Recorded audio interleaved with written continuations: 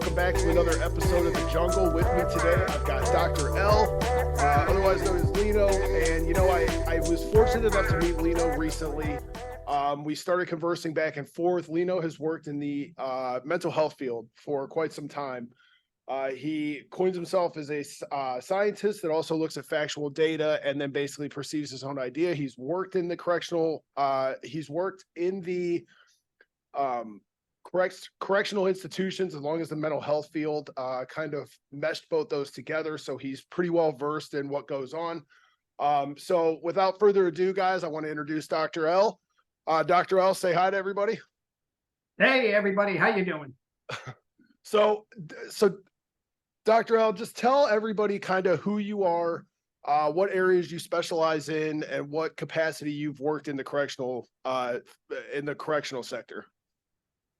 Well, I have about 25 years in secure mental health, and it includes maximum security psychiatric hospitals. I consulted to prisons, different units in prisons, mental health unit, behavioral health unit, special housing unit.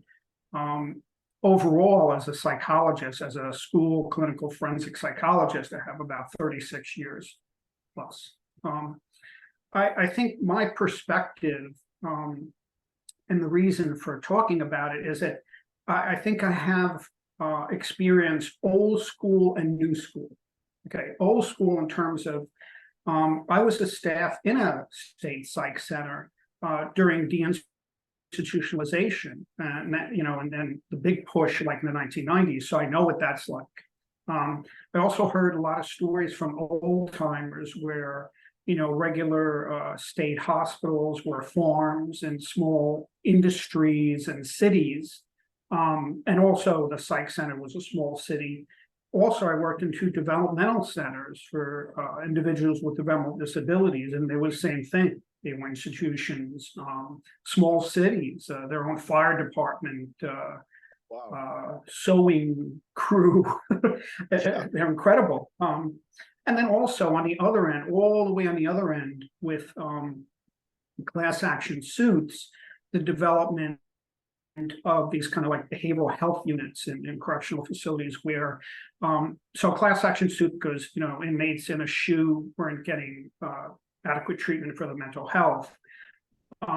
So it was, well, you know what, you need to develop these special units that balance safety and security with treatment and education and programming.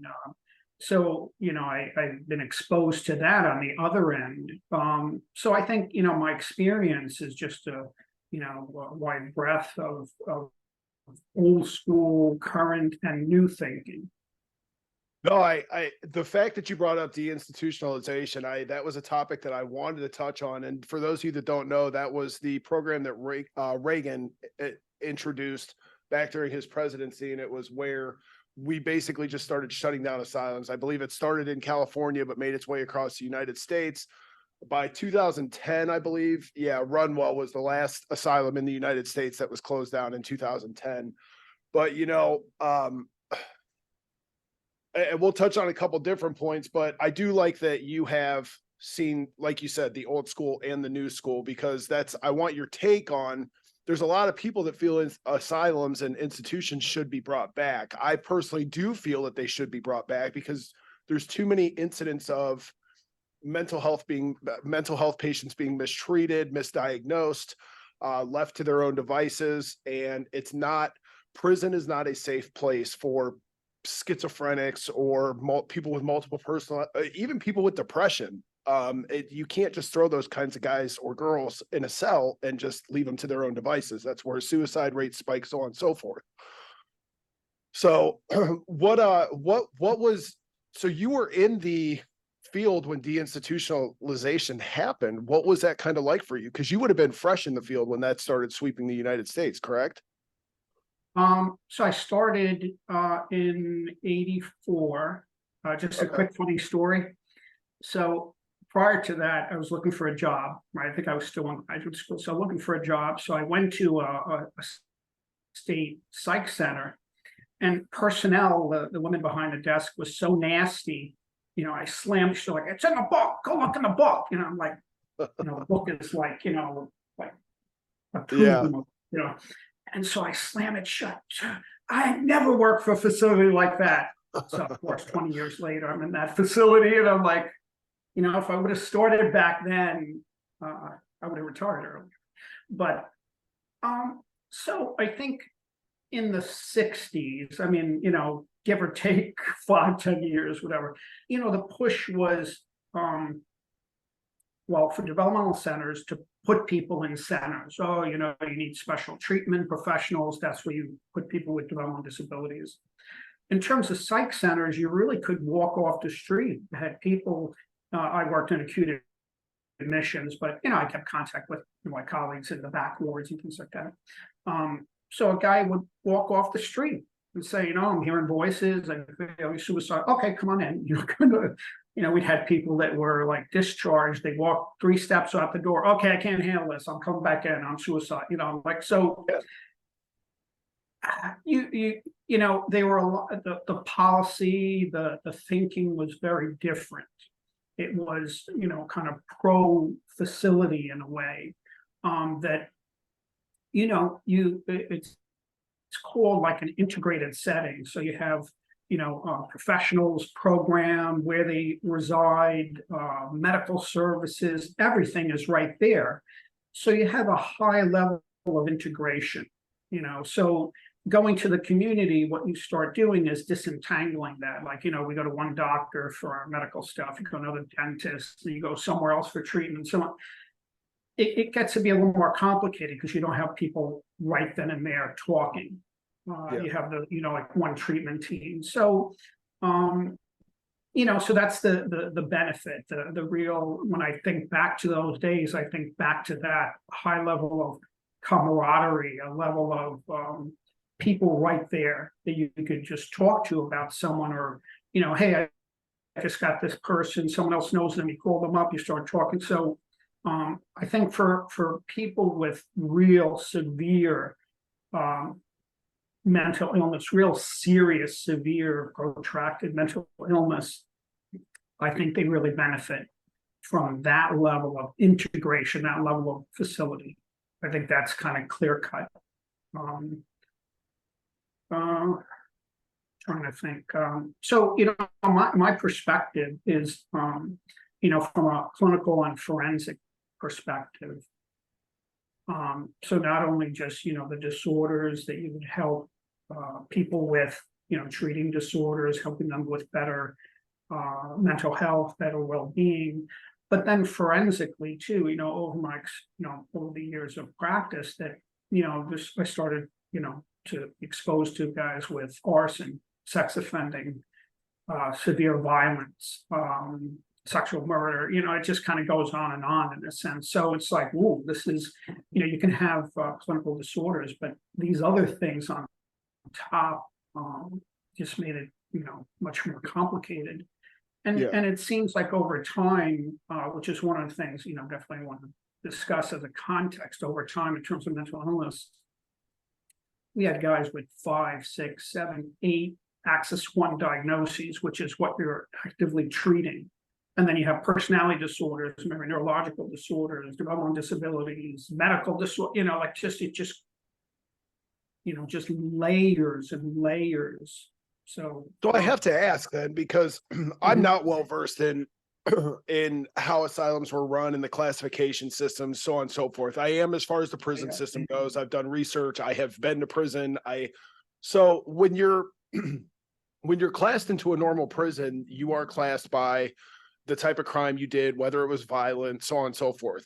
Did they, and you were just telling me that in these institutions that you would have guys with sexual violence and crimes against children and extremely violent crimes and arson, like you said. Now, did the institutions back then, did they classify these guys to say a separate housing unit where maybe these guys were held apart from like the less nonviolent offenders, or was everybody kind of just meshed in? So institutions, I guess, are, you have different types. So you have developmental centers for people with developmental disabilities. So the most famous developmental center is Willowbrook. So that's an example of that type of institution. You have correctional facilities, prisons, jails also, so that, there's that type. And then you have the mental health system, so you have state psych hospitals, but then also you had maximum security forensic hospitals or units in hospitals. So you had different, when you talk about institutions, at least 3 different types of institutions within a state. I would say, I mean, for correctional facilities, you have a little bit more of that kind of like screening, classification, profiles, and then placement. In psych centers, I mean, they would just kind of be with everyone in terms of admissions. So someone comes in, they have a problem, so they're admitted. You have to figure out what's going on. You try to, triage and treat someone and then get them back in the community. But if it's really protracted, then, maybe they go to like the secure unit within the hospital, or maybe then they have to go to like a back unit or chronic unit. They may have a little bit of, kind of division between where they go, but not so much. I think the focus was, that the mental illness may have driven the criminal, whatever they were doing. Yeah. Although, if someone was that assaultive, I had a couple of guys that were that assaultive in a state psych hospital, they could be then transferred to a maximum security forensic hospital for treatment. So they're the only real, I mean, it's kind of a tough question. So in a maximum security forensic hospital, you have 2 types of units. Those guys that are not competent stand trial. So they don't understand about their charges. They don't understand the legal system. They don't understand how to work with their attorney, because of mental illness. It could also be because they're just not exposed and not knowledgeable. So they're placed in one type of unit that deals with that. Another type is the old NGRI, not guilty by reason of insanity. That's old, now it's not guilty by mental disease or defect. So these are guys that they really, because of psychosis, schizophrenia, depression, multiple personality, whatever it is, that they've committed a crime that they don't know that it doesn't conform to laws, it doesn't conform to, proper good behavior. They're not responsible because of that. So that's a very clear-cut distinction. But within, then you may have special programs for sex offending, for arson, maybe a special group for sexual murder. So, then it's more of kind of like a therapy. Not so much that they would be in a residential area that's just like sex offenders are separate from murderers or whatever, arsonists. They're all kind of together in a sense.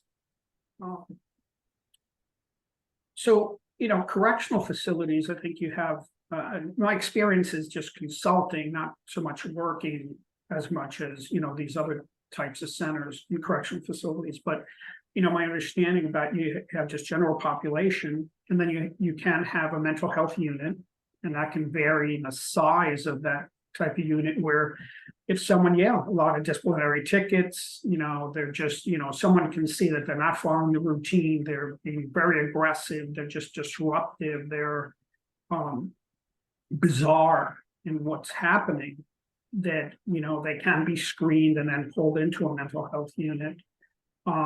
If they're really highly disruptive, highly aggressive, inciting others, then maybe pull them into a SHU, special housing unit. And then you have, in some prisons, you have these behavioral health units, that these are maybe the most dangerous people that have real severe mental illness. That, now, so the trend, newer trend since 2000s, whatever, is to provide program education, recreation, that it's called a good life. You know, you're trying to provide a good life so that people can be better. So when they come out of whatever the institution is, that they can continue and live a better good life, as opposed to, you know, being punitive or, you know, they're in institutions, there always is a kind of not a punitive, but you know, it has its good and its bad. Yeah. You know, whenever you're in the care of someone else, like you know, the Stanford study, you know, the prison study with Zimbardo about, you know, even good students, good people that weren't sadistic, when you're kind of in a situation where you have kind of power over someone, and the expectations may be a little unclear, you're left to yourself to interpret rules and guidelines, you get stuff happening. And it, you know, like, you know, it's easy to kind of blame the staff, and there are some staff that are sadistic and psychopathic that work in institutions. Clearly, there are. But sometimes it's the situation that they're in. Well, a lot more times, kind of, you know, it's a situation that they're in, and you know, not being maybe as supervised as it should be, like really supervised, where you're integrated in a treatment team, you get supervision and debriefing after you're assaulted, you know, over and over again, Yeah. or injured, that you have, you know, a place to talk about that. So, you know, so I think, you know, overall, my perspective is that sometimes these situations are very complicated. It's a very difficult answer, like, was this good? Was that bad? You know, wow, you know, it's complicated.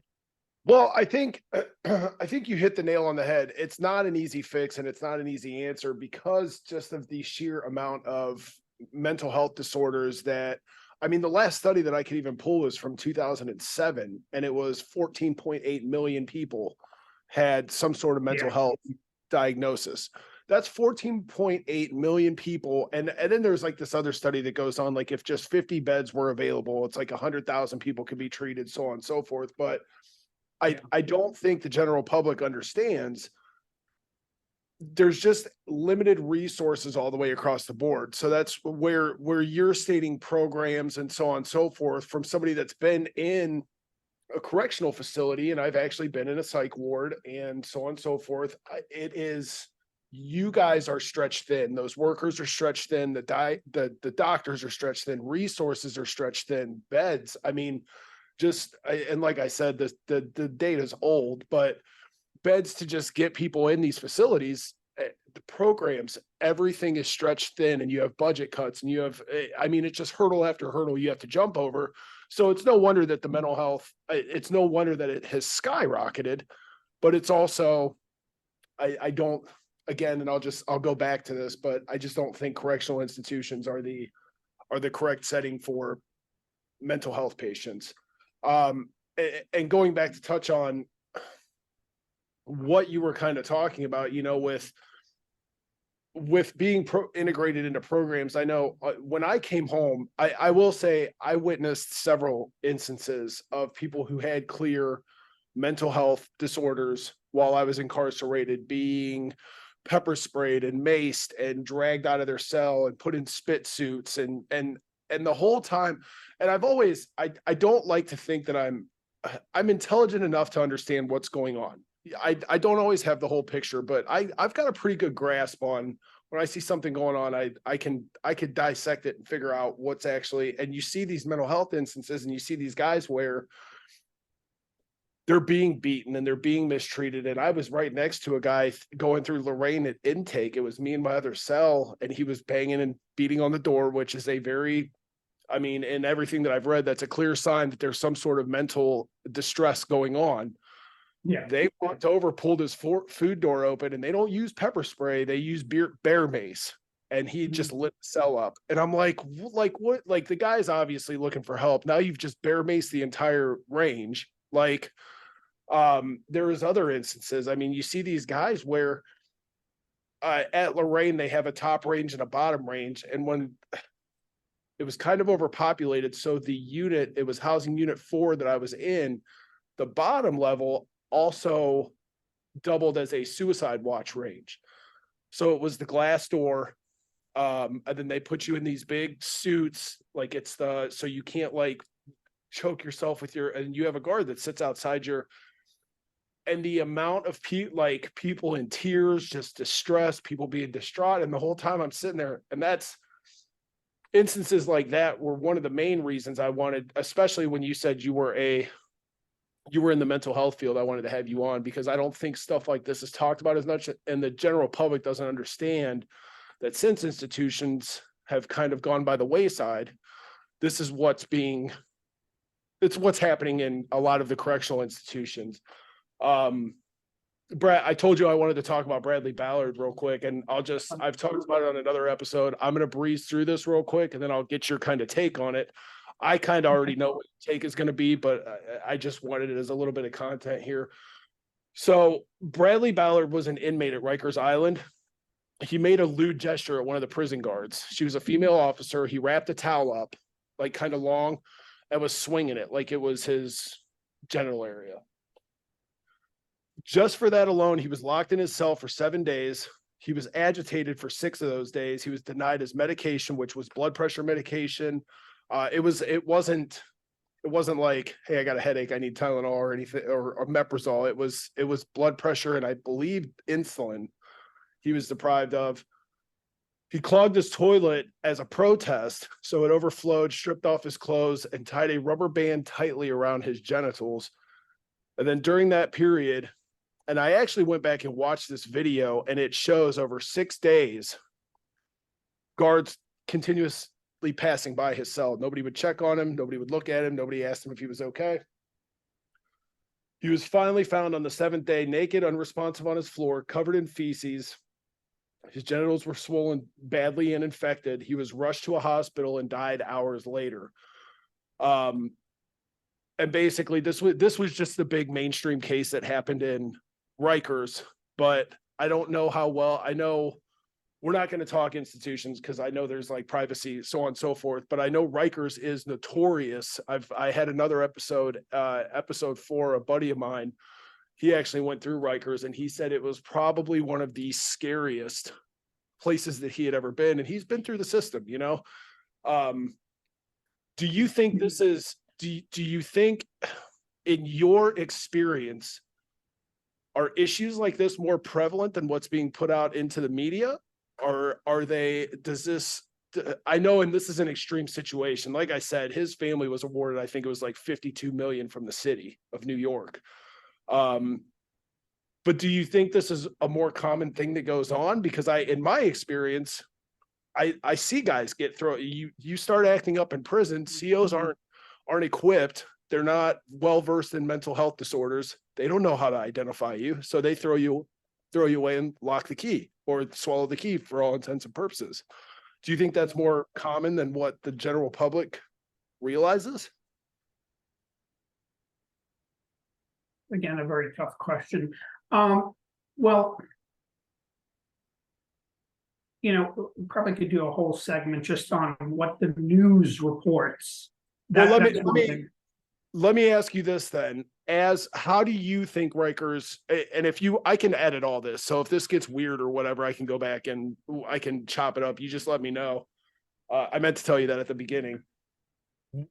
Let me ask you, what would have been, obviously you and I know the correct way to handle somebody like that, but I mean, what he did really wasn't even punishable. I feel like that was maybe a instance of a guard just using extreme force, using the whole situation overall.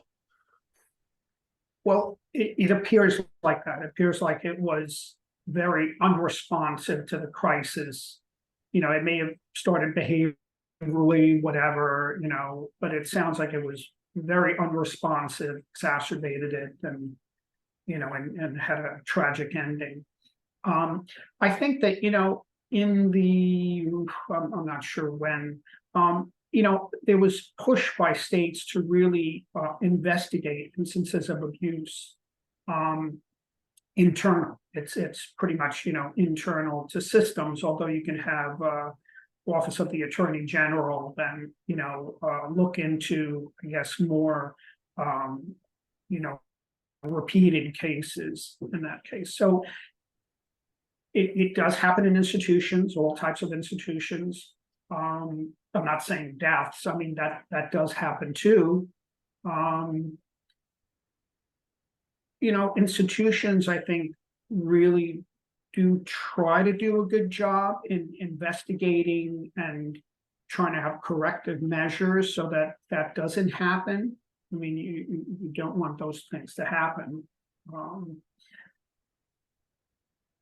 I can't say of all those cases across states, the ones that rise to the level and hit what threshold, but then now they're in the news. Usually the more sensational cases, hit the news. I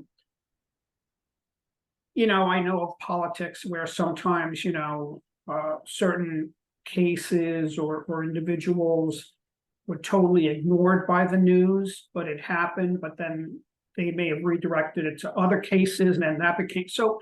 There can be a political piece to it, but I think that goes back to let's say what's the best way to handle it, and that'll put a perspective on maybe what happens. So the best that I've seen is having correctional officers. Okay, you have a treatment team, so you have a person who has mental illness, has those needs, in a special unit of, I don't know, can range from whatever, single digits to maybe 100 max. And they have a full treatment team with psychiatrists, psychologists, social worker, other therapists. They have, therapy related direct care staff and also COs that are part of the treatment team. So whatever happens, everyone meets together so that, what traditionally happens is that a treatment team doesn't include, kind of COs or other direct care staff that are providing treatment or oversight, so that they're just not maybe supervised in the same way. They're not informed in terms of what the current thinking is. Hey, this guy's going through a mental health crisis. This is the way we need to maybe approach it. What are the challenges? You talk it over, you come up with a treatment plan, a way to proceed, and then you implement that. Maybe you do more checks. That's the better way where it really works. But it's hard to implement that across. It's hard to even get individuals in those special units. There's just so much of a need for them. But then also you have guys that are antisocial and psychopathic and maybe, gang related who, kind of malinger symptoms to be able to get into these special units because they're easier time, more protected. So you have those where, you have to go out and screen people in the general population or whatever, saying, hey, is this guy malingering, or their real mental health needs, and so that's the best way it works.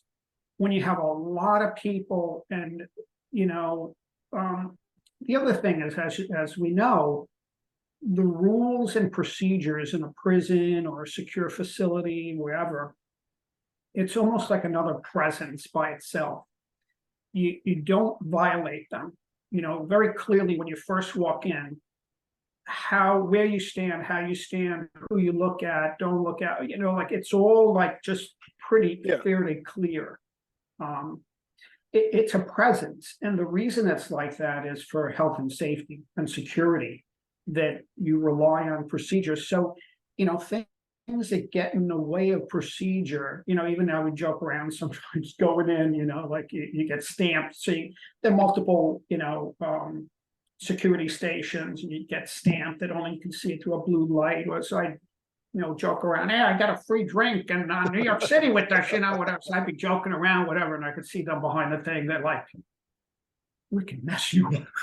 But, it was a joke, but even a little joke, you look at me like, you'd start growling at me, and it was funny. I mean, we just had that kind of, rapport, but you could tell it's like, don't be messing with that. It's kind of, they really, that's what makes facilities run particularly when you have people that are very dangerous. And a lot of things going on. There's a lot of moving parts to that: mental illness, gang violence, just also, an individual re-engaging in their crime, trying to set a fire, Yeah. offend against a female or male. You got a lot of things going on that I'm not saying, it's kind of an excuse. I'm saying that it's really very complex. And when you're, it's best to be highly supervised and debriefed and a lot of training and being integrated with a treatment team. That's the best. That really works. Yeah, but with like we touched on prior, though, it's very hard to do that when resources Yeah. are cut, budgets are cut, Yeah. and I guess that's where the stalemate comes involved in all this. Is you have, I mean, obviously somebody of your background, you understand what it takes to rehabilitate, to work with, to make somebody successful, the treatment that's required, but all that takes money, and all that takes bodies, and it takes educated bodies. Not just, you can't just throw a mouth breather that works at a facility down the street into a doctor's chair and say, hey, here's the book of what's the NAMD or whatever it is, DSM, the DSM. DSM-5. Throw a DSM in front of them and be like, hey, Yeah. read this by tomorrow, and now you get it. Like, you just can't do that, and I think that's where the overall breakdown comes in, obviously. But so what would you, and I know I'm asking you very general questions, so, but what would you say? I mean, what's the next step then for correctional institutions, and maybe to get to the next level where maybe something, do we need to reincorporate institutions in the United States? Do you feel like that would be what's the next step?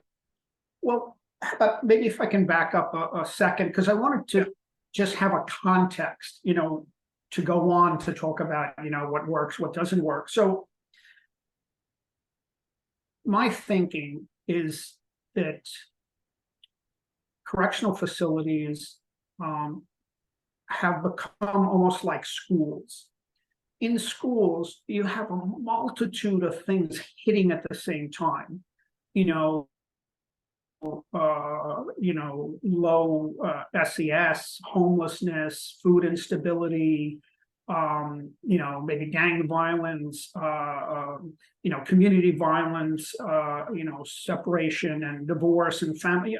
You get all these factors hitting in this setting, and sometimes it's very difficult to be able to manage that in a proactive way, in a very structured way. So it's a tough question about, yes. So in the 1960s, 70s, particularly 72, was the thing about, the criminalization of the mentally ill because of closing psych centers and, and the war on drugs. You had more individuals going into correctional facilities. But so before that, mental illness, I couldn't find data going back into the 50s and 60s till currently, other than just qualitative saying, yeah, it's increasing. Yeah, you're right. Mental illness rates are increasing since then. Like in the last 10 years, there's research that shows it's an increase in 13%. So I think there's no research that I could find that definitively says, well, closing of psych centers or developmental centers or other institutions have significantly and clearly funneled people to correctional facilities. So there's no data that says that. There's a lot of talk about criminalization of mentally ill and, oh yeah, the war on drugs. The war on drugs, I think, was clear about, a lot of people, drug-related offenses ended up in prison. Okay, so that's kind of. And you also have the other, it was funny because I was and I don't talk politics, and don't take this the wrong way, but I always did appreciate Reagan. But then reading into institutionalization, I'm reading a lot of things where I'm like, I don't know if I really supported everything he did back then, like this maybe. I understand like asylums and institutions were like in a decayed state, but then there was this funny, it was, did Reagan create the homeless problem in the United States. And that, I think that plays into another factor of what you were just saying, because it's not only the war on drugs and the mass influx of people into penitentiaries, so on and so forth, but now you have a huge homeless problem as well. And not to cut you off, I just it registered you were saying that, so I just wanted to touch on it. No, that's an area to go into too, and so you have mental illness increasing prior to, or going along the same time as these other kind of closures and movements, and so to say that because of that they really were funneled into correctional facilities in terms of people with serious mental illness. Well, there was an increasing trend anyway, so chances are, and people with mental illness have a much higher rate. I don't know if so I think it's up to 40% or whatever of finally being incarcerated, more so for minor crimes, not necessarily major crimes. If it's a major crime, then it could be, a state psych center, forensic hospital. If it's a major crime, the mental illness was instrumental. So, you have increasing rates of mental illness. You have those, people have a bigger probability, or 40%, at least up to a 40% probability of entering correctional facilities, and maybe just entering correctional facilities anyway, not necessarily because the mental illness is instrumental. And then you're in a correctional facility, that's going to cause, because the stress and everything that's going on, and exposure to violence and other things that are happening, cause mental illness symptoms. So I think you have a multitude of influences that end up with, okay, now you have a lot of people with mental illness in a correctional facility. So I think we like to look at certain closures led that way. And I think that, I've heard from patients when they were going to be discharged, they said, well, you know what, if I can't make it in the community, I'm just going to go steal something, whatever. I'll end up in jail or prison, whatever, and then they're going to take care of me again. Oh, I'll have a place to stay, and I'll have meals. I've met a lot of people with that mentality. Yeah, they're like, hey, if you're not going to take care of me because you put me out, I'll just go do that. So that was very, very common. And also homelessness. One guy who just was viewed and I thought was psychotic, and he was attacked by someone else who was really very psychotic and dangerous. And so I felt bad for him, put him in, took him into my office, said, I'm sorry, whatever. He started talking to me. I'm like, oh my God, this guy talks. He's never talked the whole time he's here. And he says to me, all right, you've been so good to me. I'll let you know, I'm part of a group of people that go throughout different states on the East Coast. And we have different months that we meet at different hospitals and other places. And we know who has the best food and whatever. And so this was this month where we were at the time, and he says, yeah, and he described the whole schedule. So I'm just trying to give you an example. You have a lot of stuff going on where people are trying to manage systems, not only maybe the victim of a system, kind of trying to navigate the difficulties or complexities of the system, but people who also use a system. So you have people who are homeless, and so yeah, you have a lot of mental illness, in a homeless population. So then, they're, because of, the mental illness, homelessness, they don't know how to negotiate with the police. They may not know how to negotiate with their landlords. They get into conflicts that ends up, being incarcerated, or, so you get these pathways where people then, end up. Well, the other thing that I like to think that this really factored in is that, in the, I don't know if it's the 40s or 50s, some people in the medical profession said that, in these institutions, we really have a captured population where we really could test out some different treatments and, medical treatments and other things.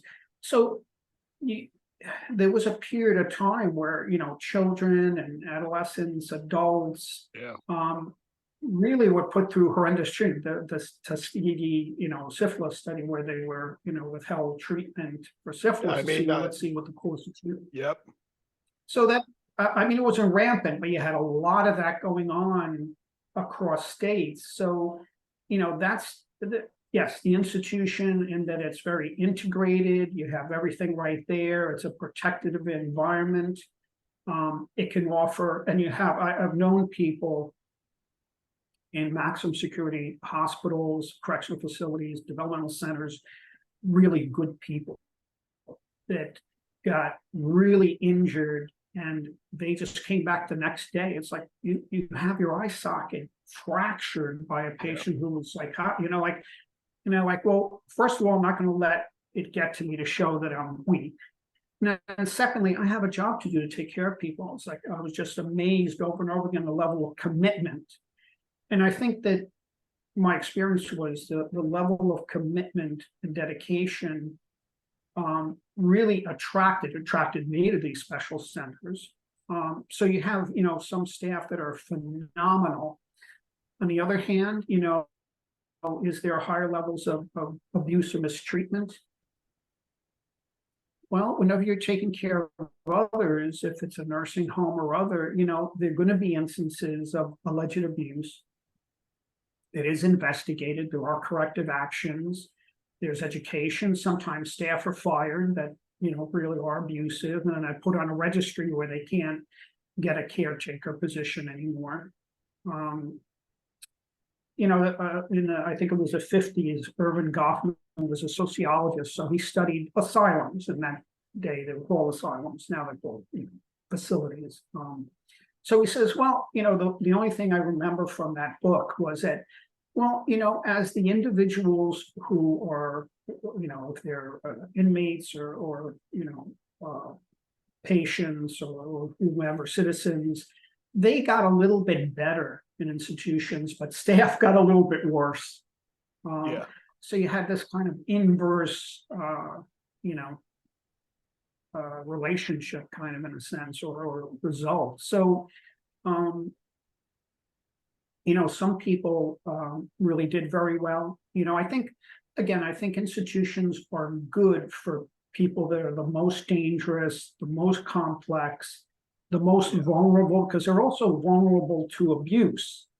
And maybe sometimes even more vulnerable to being the victims of abuse and mistreatment than actually perpetrating further acts. So I think my own perspective is I think that's very clear that I think, a facility for the most seriously mentally ill and also dangerous, these facilities, integrated settings with the best small units, all the staff in a meeting, debriefed on what's going on constantly. That works really well. It does well. Well, I have to agree with you on that only, and I'm just going to cut you off real briefly and share a quick. So at the end of my sentence, I remember I got sentenced to it's called NeoCap up here, and it's Northeastern Ohio Community Alternative Program. And it's technically an in lieu of facility. Instead of going to prison, you are sent there, and it's treatment plans. But my family was very adamant that I needed some sort of rehabilitation, some sort of program as well. So they lobbied to have me go there after my prison sentence. And I was so mad because it's to go from prison to be in a facility where it is structured as far as how often you can stand up from your seat and go to the bathroom, down to the second you're going to chow, the second you're getting up in the morning. But it's the same thing. It's treatment plans. It's you meet with your caseworker once a day. You go to 3 or 4 or 5 classes a day. It was very, and as much as it was structured, I learned a lot there on how to deal with my emotions, how to deal with my thoughts. You know what I mean? Like the change, I'm sure, or the class, I'm sure you're familiar with it, like thinking for a change, things like that. Yeah. That's what we did in that facility. And it was 3 months, and it was the longest. It was longer than the 2 years that I spent in prison, it felt like, because it was so monotonous and boring. But I Yeah. also have to agree with you. That's what's needed. Everybody all the way down the line, from the top psychiatrist, psychologist, it would have been a psychologist. They did prescribe meds there. I don't know, the director of the program, all the way down to the we'll call them orderlies, the staff that would just kind of keep an eye on everything all day. They had like 4 meetings a day. It was all hands on deck. Everybody knew what you were doing. Everybody knew what you were up to. Everybody communicated. And that, I think that was more beneficial in my rehabilitation. I mean, I've been home 10 years and I haven't had as much as a seatbelt ticket. And I think that was, that was more detrimental in me being reformed or getting my life back together and understanding like what I was doing, what was going on, than the actual 2 years in prison. So I appreciate you saying that, because, and I think you're onto something. I think you're absolutely right that even if it is in the jail setting, even if institutions don't come back, there needs to be more of a all hands on deck mentality. You don't just leave these guys up to their own devices. You need to devise a plan as far as, hey, he's violent, but we think he's schizophrenic. You know, we need to, and there needs to be treatment involved in all that. It can't just be, hey, he's acting nuts, we throw him in a cell, you know? Yeah. Well, I think that, the trend since the 90s, 2000s is for correctional facilities, more so maybe in special units, for maximum security forensic hospitals, for state hospitals, for, the old developmental centers, now they're like maybe secure centers, is to do that. We have a program that you go to, classes every 45 minutes, every hour, different class, anger management, vocational training, vocational mentorship, being a good citizen, everything. So a lot of classes, and the treatment team meeting a lot. So I think there's an understanding. You can't provide that to everyone, especially in a correctional facility. That's very difficult to do. But you try to, as much as you can, take those people that really could benefit from that, either like a GED program at a minimum, or those who maybe have real mental illness or other needs, and pull them into these units and try to provide that. So that's been a trend, at least since like the 90s, to do that kind of stuff more and more. But something I think about in terms of trying to be realistic is that, when we talk about in different states the rates of mental illness, or individuals with going disabilities, there's still a very small percentage of overall, people that live in that state. So the amount of money that it takes to do those kind of special centers and the staff, and it really is staggering. Just to build a facility used to be, maybe this was in the 90s, like $65 million.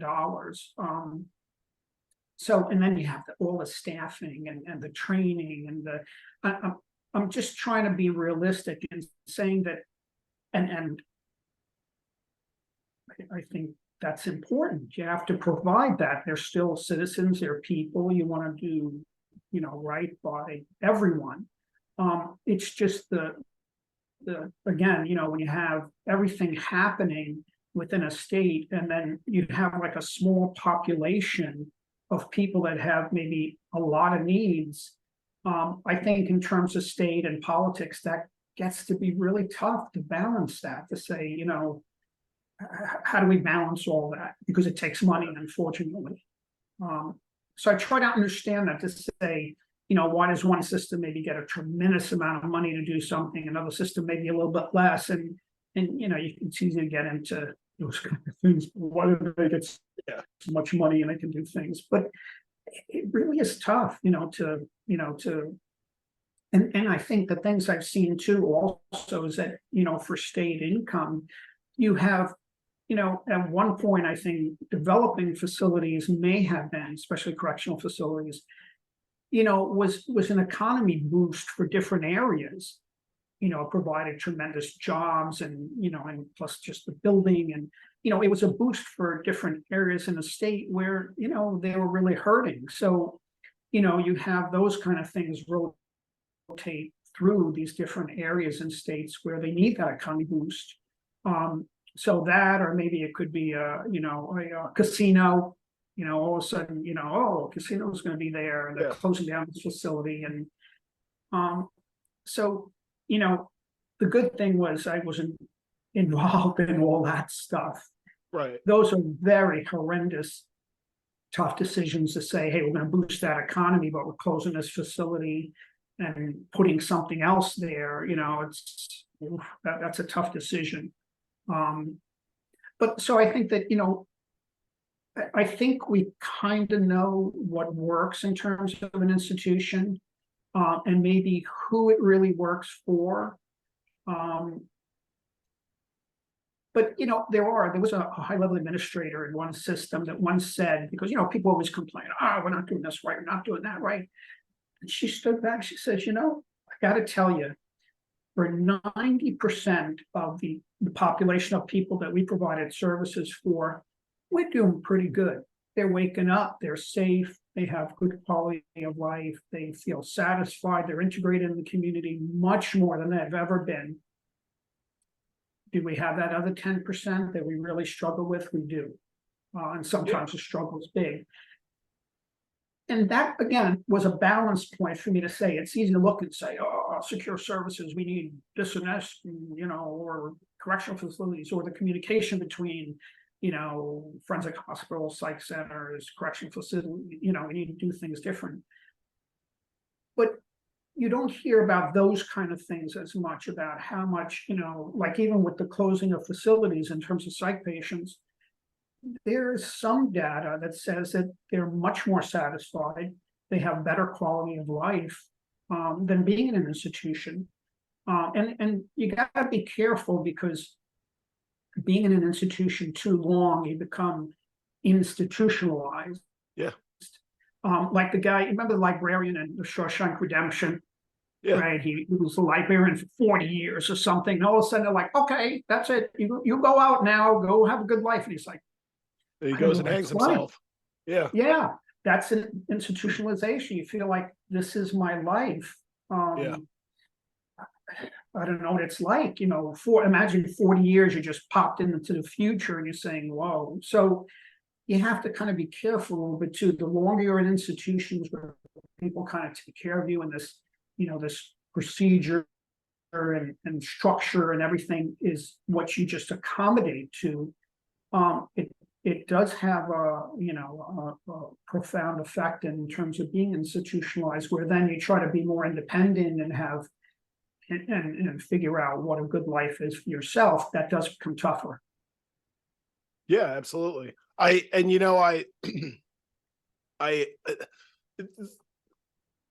What I'm I have this statement, and I too am guilty of it, because I do it all too often, but it's, nothing is just black and white.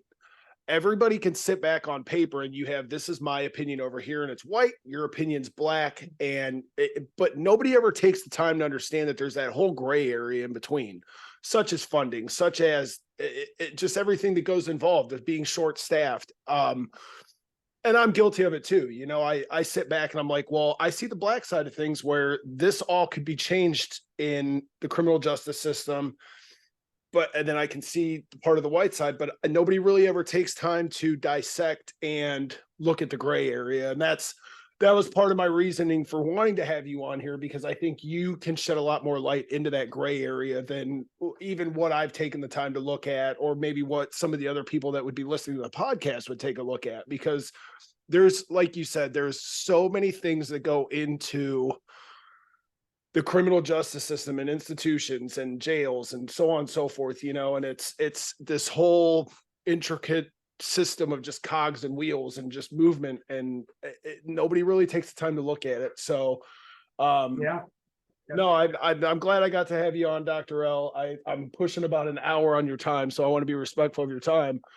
Okay. Anytime you want to come back on with a topic, man, you just shoot me an email. This was great. I think you have a lot of experience that myself and a lot of other people could benefit from. Sure. So if you ever want to come back on, I'll reach out to you. We'll set up another time and we could talk on another topic, or we'll go from there. But yeah, man, I really appreciate you coming on. You're a brilliant man. I appreciate your time and your expertise, and I appreciate all the years you put in the field, man. People like you are much needed. Thank you. Thank you. You're very kind. Thank you for the opportunity. My wife thanks you too, that I'm not harassing her for this last hour. So she's very happy. Hey, anytime I can be of assistance, let her know. We'll get you back on. No, my wife's the same way. She works from home and she's like, "Oh, you're busy at 10. Good. Bye. Get out of here." Yeah. Same here. Yeah. Well, thank you. Thank you for the opportunity. It was a pleasure. Yeah, absolutely. No, I'll reach back out to you. I've got all your contact info saved. And again, like I said, we will, if there's anything you want to talk about, something you think might be beneficial for people to hear, just shoot me a message. I'll have you back on whenever.